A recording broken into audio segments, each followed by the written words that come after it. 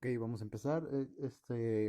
Esta práctica es para el circuito, el armado del circuito de la práctica número 2, control de brillo de LED. Vamos a ver cómo funciona un potenciómetro. Entonces, para el armado de este circuito, vamos a ir a la parte superior donde está el como rectángulo, es como una hojita y tiene un signo de más. Ok, y aquí tenemos una plantilla en blanco en donde vamos a armar nuestro circuito. Ok, si ven a la hoja de prácticas, tenemos que buscar primero una fuente de alimentación de 9 voltios. Tenemos que encontrar una resistencia de 220 ohms, un potenciómetro de 100 kilo ohms, un LED y con eso vamos a armar nuestra práctica. Entonces, mediante esta aplicación, pues es un poco sencillo, es fácil armarla. Solamente tenemos que buscar los componentes. En la parte superior encontramos un círculo con un más y un menos. Esa es la fuente de voltaje. Simplemente la seleccionamos y la arrastramos a donde queremos tener. El primer símbolo que ya se encuentra ahí, como con triangulitos, es una tierra. Eso es siempre tiene que estar presente en los circuitos, ¿ok?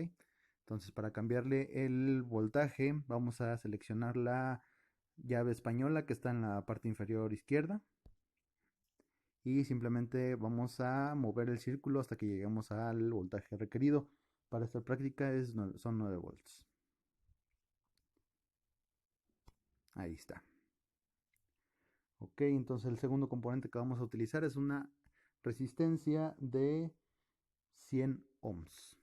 Es el cuarto símbolo de arriba, de izquierda a derecha, como ya lo vimos en los circuitos, en los diagramas de circuitos o los dibujos o esquemas de los circuitos electrónicos.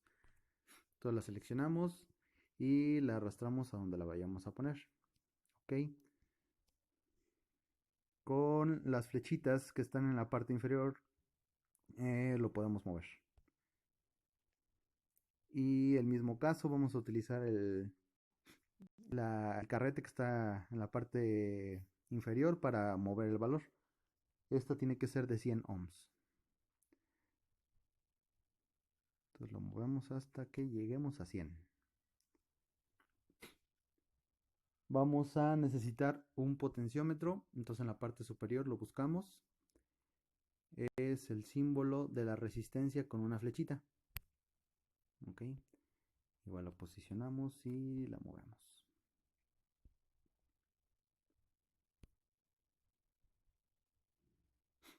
Este potenciómetro va a funcionar a 100 kilo ohms. Tenemos la posición del wiper.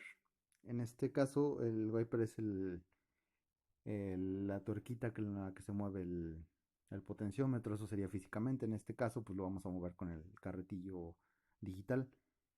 La parte de arriba, donde dice resistance, es donde se le cambia el valor. Entonces la práctica dice que son 100 kilo ohms, ¿ok?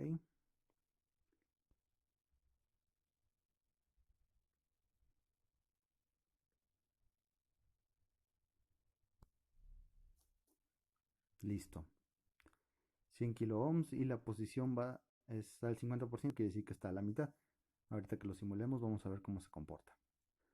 Entonces vamos a necesitar por último un LED, un diodo emisor de luz. Es el triángulo con las flechitas, ¿ok? Entonces lo posicionamos. Listo, pues ya tenemos nuestros componentes. Vamos a conectarlos a cómo se presenta en el diagrama de la práctica. Ok, el positivo con el negativo con la resistencia de 100 kilo ohms, el positivo a la entrada del potenciómetro, la parte del wiper, que es la segunda patita del potenciómetro, es la que va a ir conectada al ánodo del LED. Y la parte de la resistencia es la que va conectada al cátodo. Por último, arrastramos la tierra y la conectamos. Ok, una vez que ya está listo, el triángulo amarillo en la parte inferior, hay que aplicarlo para que se vea la simulación. Y listo, aquí estamos viendo la simulación de cómo está fluyendo la corriente en nuestro circuito. Ok, entonces vamos a darle un pequeño clic al potenciómetro. Vamos a ir a la llave española. Nos ponemos en la posición del wiper y lo vamos a mover de un lado y del otro. Ok, ahí vemos que el potenciómetro hace que la corriente fluya a una velocidad diferente y que el LED también se encienda a una intensidad diferente. Vamos a poner una resistencia menor para que se vea un poco más.